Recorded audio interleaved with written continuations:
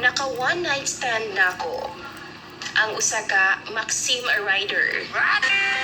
Maayong adlaw kanimo DJ Sam ug sa imuhang libuan ka mga viewers ug followers.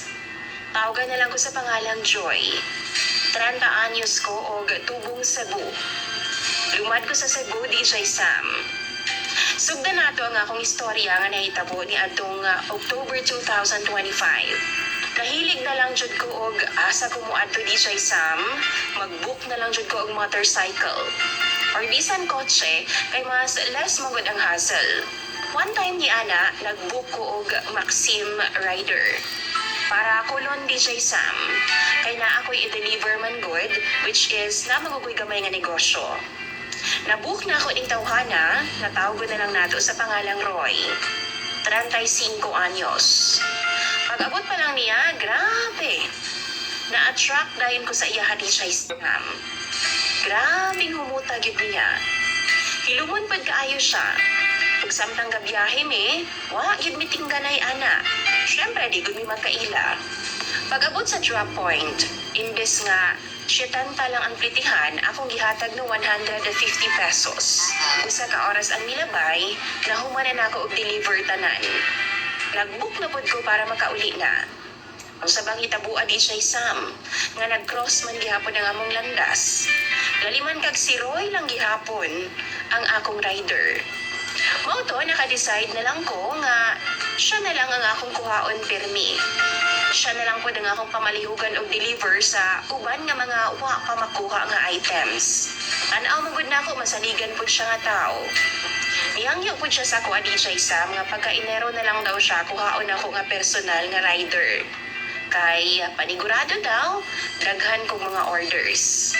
Niabot ang Enero. Ako ang una nga ni contact sa iya DJ Sam. Daghan ang good ko mga deliveries ni ato nga time. Tapos mga COD tanan. Gid siya'y balibad. Unsa akong sugo sa iya at tuon niya. Bisan kaduha pa na siya magsigig balik-balik sa pin location DJ Sam, ma-deliver lang to. Iyahagin ang tiyagaan. Niyatag po siya sa FB account para assurance daw. Kay of course mga COD baya. Para daw musalig ko sa iyaha. Hangtod na human na og deliver tanan DJ Sam. Hapsay ra jud ang dagan. Last na mong kita kay Enero 12 pa to. Maputo ang last na delivery niya. Once lang ang nilabay, DJ Sam, ga-change phone o ga-change number ko. Pero iyang number, naka-save gihapon sa akong old nga cellphone. Yun na ako nagiwala DJ Sam. Feb 28, nakahinumdum ko niya. What if, textan kaya na ako siya? Pag-text na ako, dahil siya mituo DJ Sam nga ako to. Nitawag judayan siya para makumpirma nga ako gyud. Grabing chika na mo ato nga time DJ Sam. Like alas 9 na sa gabi tapos na nga tugni alauna na sa kadlawon. Kay dugay man mi nga magkita. Chika lang good about sa life namo. Kada tawagay gud namo ni Roy no. Gid siya laing i-mention DJ Sam kundi ang iyang mga bayro nun. Mauda na hinungdan nga naga-sideline gid daw siya og biyahe og Maxim. Kada out gid daw niya sa trabaho kay di lagi daw enough ang iyang sweldo. Mao to nag-offer na lang ko sa iya DJ Sam nga pahulmo na ako siya kwarta. Wala po siya may balibad. Niingon naman po na siya DJ Sam nga ikaw bahala good. Nag-send dayon ko sa iya 1,500 pesos kay naluoy lagi ko.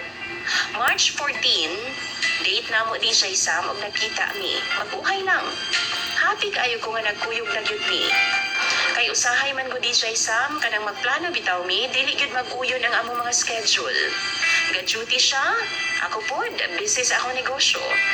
Nagsabot ming duha nga magsamgyupsal na lang ni DJ Sam. Ako ang bayad. Ako ang bahala kay wa man daw siya kwarta. Isabot ra pod ko sa sitwasyon niya DJ Sam. Kay sige gani siya problema sa iya mga bills no. Grabe niya ka-sweet sa personal. Mas nisamot ang akong kaibog niya. March 18, nag-set kong day nga magkita aming duha. Kay gimingaw lagi ko sa iya ha. Unya, naapod ko'y tuyo sa Colon DJ Sam, kay na ako'y orders nga gidawat. And that day, naagyoy na hitabo na mo. Yun si Piata. Of course, ako ang nagbayad sa among pagkaon, sa expenses na mo tanan. Ako ang bahala. At first, okay naman jud unta sa ako Wa na ko nagamind pa sa kwarta nga akong gisend niya ug sa among mga expenses sa kaon. Pero, niingon man gud siya DJ Sam.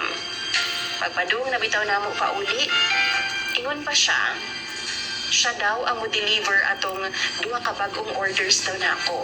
Kay need daw niya og kwarta. Need daw siya og 3,000 pesos DJ Sam. Tapos sakto pud to nga ang items kung mabayran na 3,300 pesos.